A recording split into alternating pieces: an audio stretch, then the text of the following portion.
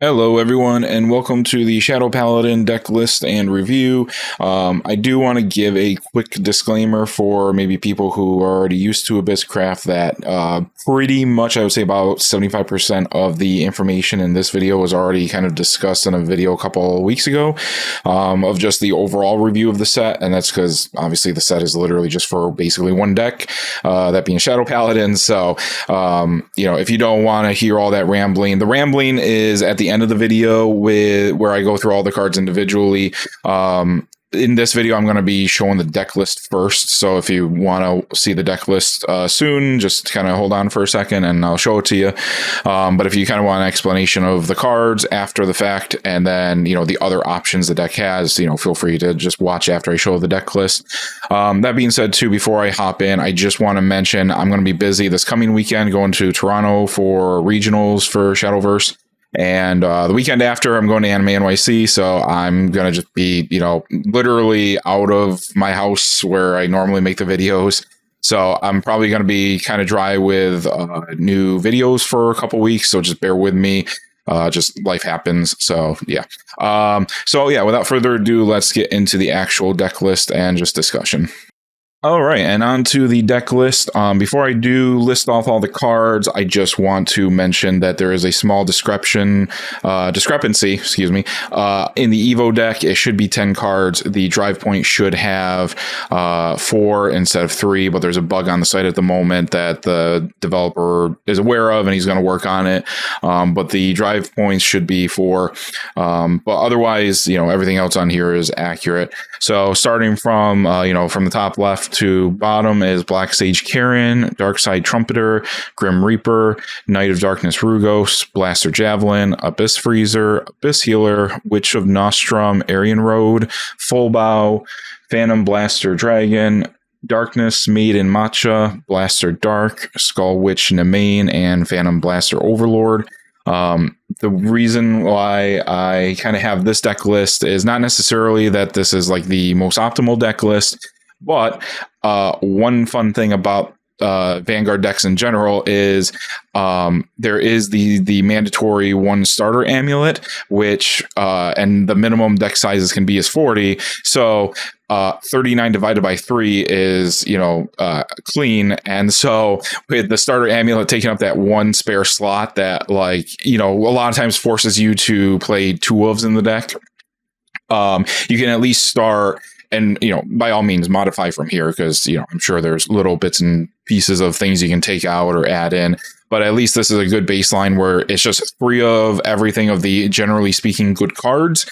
And then the Full Bow starter amulet is just that 1 spare card that, normally kind of makes it a little bit of a pain in the butt to divide 40 by 3. But for Vanguard decks, it actually works out pretty well. So first we're starting with the starter amulet because, you just start the game with it. So you might as well start with it in this video. I have Full Bow in the deck list, which is a 2 cost, which really isn't a 2 cost in Vanguard because it just starts on the field. But Full Bow is basically an amulet that says you can bury the top 2 cards of your deck, and you only activate the ability if there's a Shadow Paladin on your field, which, wow, surprise, whole deck of Shadow Paladins. That being said, though, there are 2 other options. The starter amulet doesn't have to be your leader's class. So it can be as long as it's a Vanguard deck, you can start with whatever starter amulet you want. So the other 2 generic options, quote unquote generic, because it's not actually neutral, but just generic in practice, is the Lizard Runner Undo and Stardust Trumpeter, which are both the starter amulets in the starter decks. The only difference between Full Bow, Undo and Stardust Trumpeter are both the same. The only difference between Full Bow and the other 2 are you can sacrifice the amulet to give a follower +1/+1, which sometimes can make or break killing a follower that's really crucial to kill. So certainly I'm not saying Full Bow is like the de facto 100%, you always have to go with it. And I'm also not saying, Undo or Stardust Trumpeter are like always the best. It is, obviously kind of based on how you feel about, your locals. And honestly, I don't I mean, played the deck yet, so who knows? Maybe, you know, when I play one will feel better than the other. Also, food for thought, Fullbow is a Shadow Paladin, and Shadow Paladins like having a lot of Shadow Paladins in the cemetery, and obviously the mill too works directly with that. So, you know, most decks will probably lean towards Fullbow, but having one card in the deck that is not a Shadow Paladin usually doesn't make or break, you know, certain break points for turns to really pop off. So, you know, but hey, if you notice it does for you, by all means, just use Fullbow instead. Next are the triggers in the deck. There's 4 of them for Shadow Paladins, and really there's 4 for every class. You got Grim Reaper, Abyss Freezer, Darkside Trumpeter, and Abyss Healer. Grim Reaper is the crit trigger, Abyss Freezer is the draw trigger, Darkside Trumpeter is the stand trigger, and Abyss Healer is the heal trigger. So whenever you do a drive check, if it's one of those, you do the bottom portion of their ability. So with Grim Reaper, if you hit it with a drive check, you give a follower on your field +2 attack. If you hit Abyss Freezer, you draw a card. If you hit Darkside Trumpeter, you refresh a follower on the field, but for the turn, it can't attack the leader, but you can still attack followers. It's just a way to mitigate getting too aggressive in this game. And then Abyss Healer just heals you 3. Grim Reaper himself as a card is a 2-cost 3/2, and if you have 10 Shadow Paladins in the cemetery, he gets Storm. Abyss Freezer, when you play him, you can discard a Shadow Paladin to grab a Shadow Paladin follower from your cemetery and add it back to your hand. Darkside Trumpeter says at the start of the end phase, select a Shadow Paladin follower on your field, and if there's at least 10 Shadow Paladin cards in the cemetery, you can refresh it. That's mainly used just to make it harder for the enemy to attack followers into a standing follower, because normally, unless a card has a sail, you can't attack standing followers. And then Abyss Healer has Ward and says fanfare. If you have at least 10 Shadow Paladin cards in your cemetery, give your leader 3 defense. The way the triggers work is, or the drive check I should say works, is if you hit a card with a trigger, and it has to be specifically a card of the class you're playing. So you can run, in theory, triggers of other decks, but you can only actually activate triggers of the class you're playing. So really practically, like rules wise, yes, you could have in theory like more than 12 triggers in the deck, but practically speaking, you're only going to actually get 12 actual triggers. So there's really no point to add more triggers. But as far as what happens when you do a drive check and you hit a trigger, you actually can choose to use the trigger if you want. If you choose to, you apply the effect. So just for an example, just do Abyss Healer because healing is just easy and just real quick. But let's say you do a drive check and you hit Abyss Healer. You can choose to heal 3. If you do, Abyss Healer goes to the cemetery, so helps with the, cards in cemetery.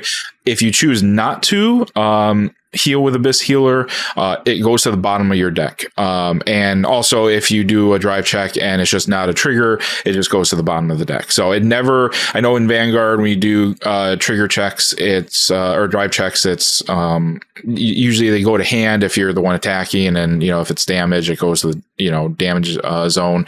But in this game, they never go to your hand at all, no matter whether you choose a trigger or not. So just kind of, I feel like there's probably gonna be a lot of people that are going to be like checking cards and then just throwing cards as a hand, and it's like don't do that.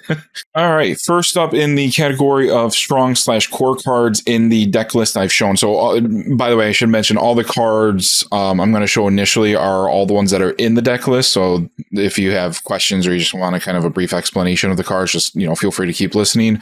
But as far as the strong/core cards, I'm going to start with the consistency cards, because let's be honest, decks that are powerful aren't usually good unless they're actually consistent as well. So I kind of mentally place consistency above just general scope of strength of cards. So starting with Witch of Nostrum Aryan Road, she's a 2-cost 2/2. You can ride her for or you can give her drive for 1. Semi-used to the Vanguard terminology at this point, but you can pay 1 to give her drive, and on drive, she gets +1/+1, and you can discard a Shadow Paladin card, and if you do, you draw 2, so card advantage, Shadow Paladin count increase. stat buffs, just all good all good options on a card, so why not? And then Blaster Javelin's your tutor for your bigger dudes. He's a 2-cost 3/2 that has Rush, and on Fanfare you can discard a Vanguard card to search your deck for a Phantom Blaster Dragon or Blaster Dark, reveal and add it to your hand and shuffle. One thing that is very strange is you can discard any Vanguard card, which is odd, but I suppose there is some synergy with the Shadow Paladin cards and the Royal Paladin cards. There's kind of like a hybrid list you can make. So it's probably for that to a certain degree, but both are just good consistency cards for Shadow Paladins. All right, next up is Blaster Dark and his Evo. He's a 3-cost 3/3 that on Fanfare you bury the top 2 cards of your deck, which just basically means mill in this game, mill the top 2 cards of your deck. You can evolve him for 1, and by default he does have single drive. So when he does swing, you will just check the top card of your deck to see if it's a trigger. But on evolve, you can select an enemy follower on the field and deal 3 damage, and then deal 1 more additional damage for every 5 Shadow Paladin cards in the cemetery. He does come as a L legendary and SL, super legendary in the set. So just wanted to show the printings for both of those. Really good card, just needed for the deck in general. Also a really good card outside of Shadow Paladin. So if you're building other Abysscraft decks, it's almost like a slightly buffed up, better Maruzensky reprint, especially with the mill and the extra bit of damage instead of the -2 attack, -2 defense of Maruzensky. Very similar to Nikola Forbidden Strength as well, and his Forbidden Art spell. Granted, he could potentially, I suppose, do 6 damage or more with his secondary on evolve ability, but if you play it outside of Shadow Paladins, that more than likely is maybe at best going to hit 1 extra damage with 5 Shadow Paladins. Kind of depends on the ratio of your deck. But I realized was actually quite good for Nephthys / Milteo decks. He's just kind of another good 3-cost 3/3, that evolves that Milteo can hit. And the mill helps with getting to Necrocharge 20 to finish off the game with like Odile Black Swan. Anyways, I'm getting way too nerdy into other decks at the moment. But anyways, Blaster Dark, he's just going to be a core 3 of in the deck. And I don't see why not, but more than likely just a 3 of for his Evo. A couple of the Evos themselves, you might have to cut it down to only 2 instead of 3, but that's really mainly for if you want more drive points. And the deck mills a lot, so you might kind of hit a lot of the cards you evolve anyway. So, if you want more drive points and you want to, cut your Evos down from 3 to 2, it probably isn't the worst thing in the world. Up next is Phantom Blaster Dragon. He is also another card that gets a legendary and SL printing. So just want to show you what the difference visually looked like for any new players who are not maybe familiar with the rarity printing. But anyways, Phantom Blaster Dragon is a 3-cost 4/3. However, as an additional cost to play him, you have to bury a Shadow Paladin follower, which basically means you just have to sacrifice a Shadow Paladin on the field. He does evolve for 1. He does have Storm, which means he can just attack from the get-go once he's summoned, because normally followers have summoning sickness, and he has Twin Drive, so when he swings, you check the top 2 cards of your deck for a trigger. And on Fanfare, if you did bury a Blaster Dark as the additional pay cost, you can evolve him for free. And so on evolve, he still retains the Storm and the Twin Drive, but then on evolve, you can select an enemy follower on the field, and if there's at least 10 Shadow Paladins in the cemetery, you destroy it. So it's kind of basically the idea is like your Phantom Blaster Dragon is riding on top of Blaster Dark. And, by doing the correct thing of choosing Blaster Dark as the sacrificed card, you get the Evo for free. So just, another good aggro, potentially finisher, of the match. And the last card rounding out the strong / core cards is Phantom Blaster Overlord. He's a 9-cost 6/6. However, so that's pretty expensive. But however, if you have at least 15 Shadow Paladins in your cemetery, you can bury a Phantom Blaster Dragon to play this instead of paying the 9 play point cost. So if you bury basically the previous card we just talked about, you can play Phantom Blaster Overlord for free. He has Ward and Twin Drive, so he doesn't have Storm, but he's a big tanky, warder, still has Twin Drive. On Fanfare, you select an enemy follower on the field and you destroy it and you draw 3. So, despite you having to sacrifice a bunch of followers to get all these cards out, you do get a nice draw 3 for your efforts. You can pay 1 as an act. That's what for the new people, that's what the little green diamond means, is act. During your main phase, you can activate this ability, pay 1 play point, discard a Phantom Blaster Overlord, and give him +6/+6. So it's basically, if you just discard another copy of him, he gets double the stats. So he becomes a 12/12. Pretty scary. I just wanted to also point out the 3 different printings of him. He is the ultimate rarity in the set for Shadow Paladins. So again, in case people are like, where's this full art coming from? That's just the ultimate rarity. But overall, I'm a little conflicted with him because I feel like the ward is kind of makes it a little lackluster, but I mean, a 12/12 ward is still pretty scary. So, and drawing 3 is pretty good. So, I think it kind of reflects the overall ride mechanic of Vanguard pretty well, along with, the checking the top cards. It's pretty similar, I'd say, on par, at least for as close to the rules can be for between Shadowverse and Vanguard. All right, moving on to the good cards category. And what I mean by good cards is not necessarily that these cards are really questionable or up for debate on being replaced. Most of them aren't, unless you're just trying to do a different kind of like deck play style. But if again, for the purpose of this video, we're just talking about pure Shadow Paladin decks. But as far as the good cards category, these are still good cards. They are just not the like iconic / over the top / consistent cards. These are cards that, still are certainly necessary, but they're just not like the flashy cards. So starting with Skull Witch Nemain, she's a 4-cost 3/3 that you can pay 1 to give her drive, and on drive she gets +1/+1. Look at the top 3 cards of your deck, and you can reveal a Shadow Paladin card from among them and add it to your hand, and then bury the rest. And then Fanfare, you can select an enemy follower on the field and deal 4 damage. I know this card is also consistency, but I figured the other 2 were just kind of overshadowing the main, just as a card in general. And also, and I know we're talking about the Shadow Paladin deck, but if you make like a hybrid Royal Paladin, Shadow Paladin deck, I've noticed the main tends to be taken out. So just because of that as well, I just kind of bumped her down to good cards, but she's still the first of the good cards. So, depending on how you see her, she could still just be seen as like a strong / core card of the deck. But yeah, just overall, again, another good consistency card and just helping deal 4 damage to enemy followers on the field just for that extra bit of board control. Up next is another pretty good consistency card, although it's not, again, I think it's even less than the main, but anyways, it's Darkness Maiden Matcha. She's a 3-cost 3/3 that you can drive her for 1 play point, and on drive she gets +1/+1, which probably by this point you've noticed that whenever a follower gets drive, they just get +1/+1. So that's pretty common throughout all of them. But then also you can search your deck for a Shadow Paladin follower that costs 2 or less and summon it, then shuffle. One odd thing is most of the Shadow Paladin cards are actually the triggers, which really you don't want to search for. But the other 2 that are kind of like decent at grabbing are either Knight of Darkness Rugos, but you wouldn't be able to drive him on the same turn because it's a once per turn mechanic, or Knight of Nullity Masquerade, which we'll get to shortly. He's under the niche cards category.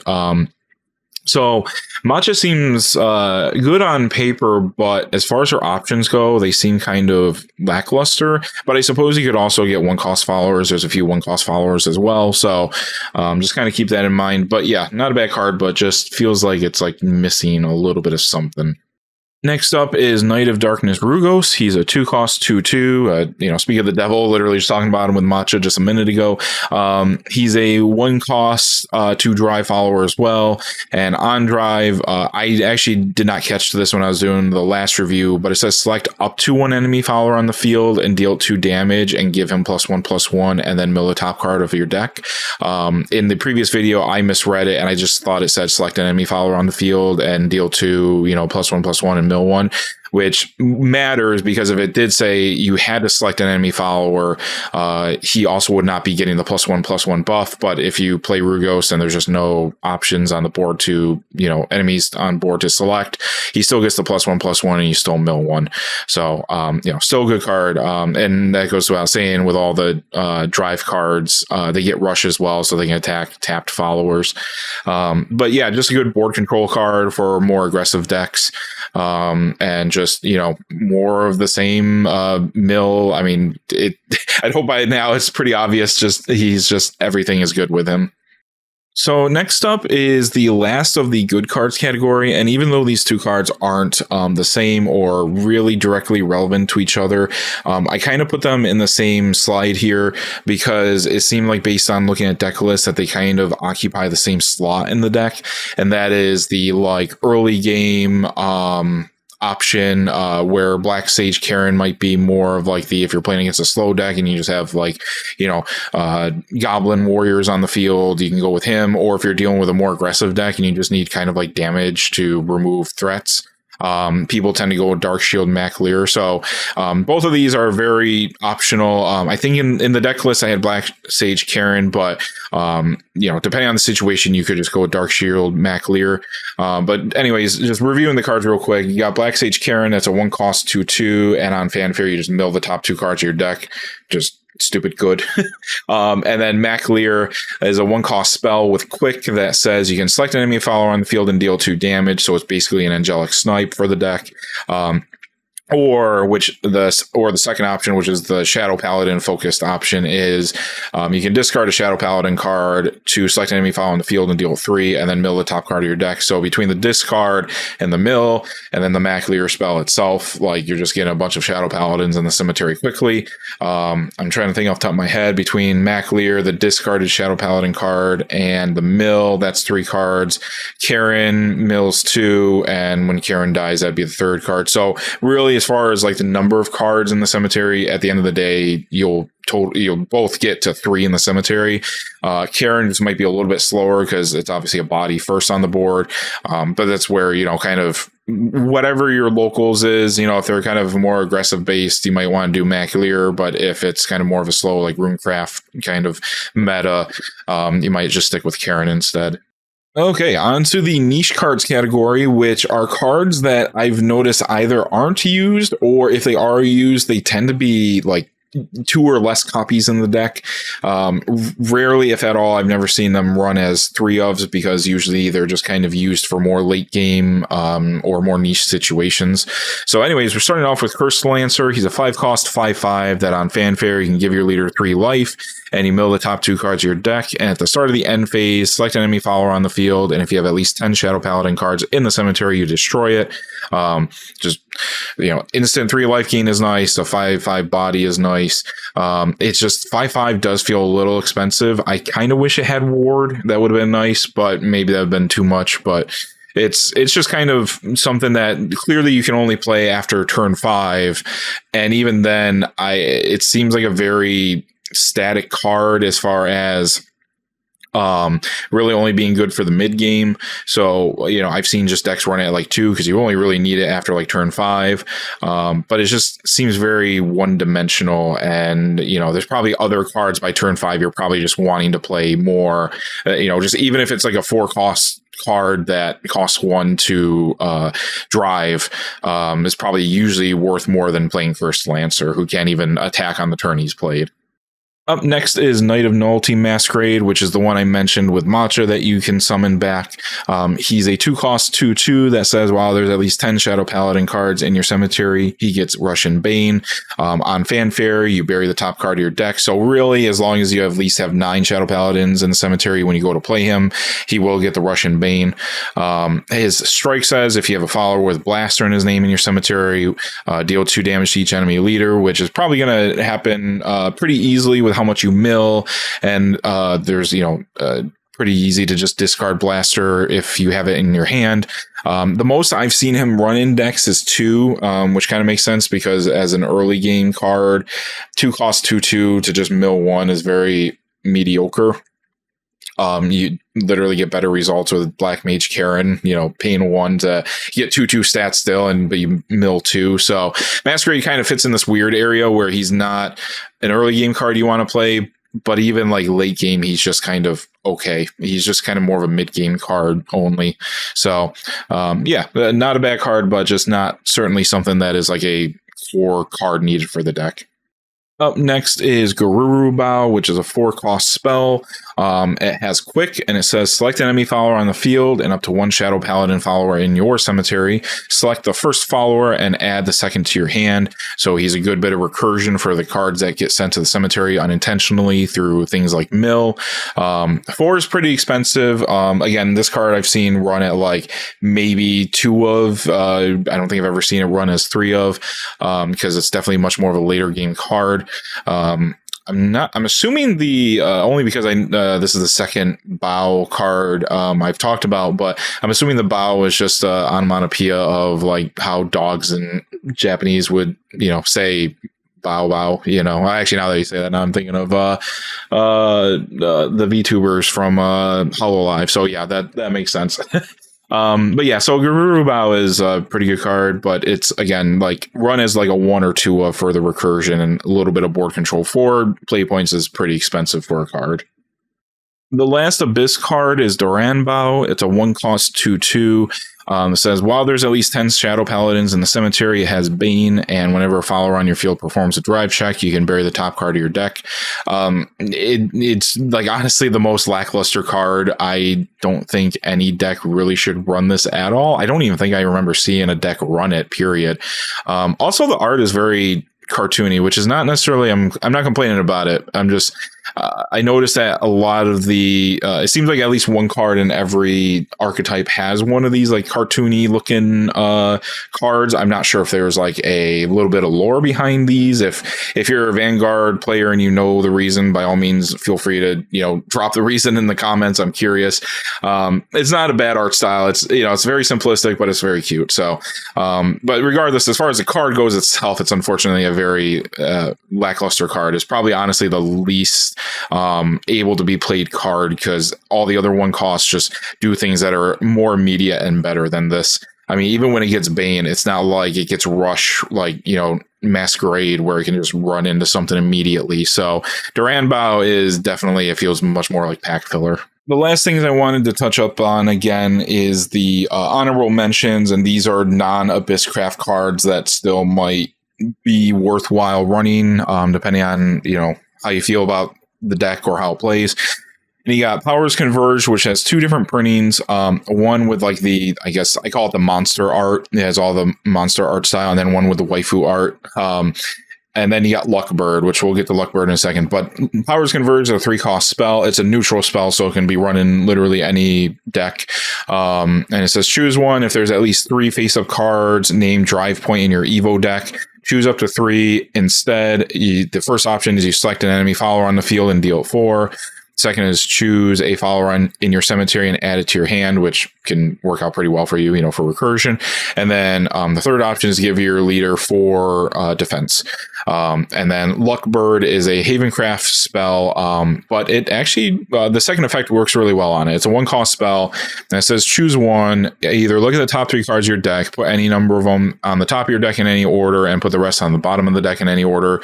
This is not what Shadow Paladins care about. We care about the second effect that says select 5 followers with triggers in their cemetery, return them to your deck, shuffle and draw a card, and then recover 1 play point. So the whole the whole card itself is just instantly refunded between the 1 play point and the draw card, and you just get 5 triggers back in the cemetery. So this is Luckbird is one that I'd say you could probably run 1 to 2 copies, because early game, when you haven't even seen the triggers yet, you can't even play the card. But late game, in order to, kind of get those drive checks to be more frequent, you could Luckbird this and then just start popping off with, your normal turn. And hopefully with the either single drive or twin drive, you'll have a better chance of hitting the trigger. So just wanted to mention these first, just to, give you the whole scope of options while you're deck building. And that's pretty much it. Thanks for watching. And if you have any questions, feel free to let me know. And if you appreciate the content and it helps at all, don't forget to like, comment, and subscribe. I'm trying to have the quality get a little bit better on here. I feel like it's starting to get to a point that feels like it feels a little more professional. Yeah, if you have any questions or anything, please let me know. I'm trying to make things better. And have a great day, guys. Bye.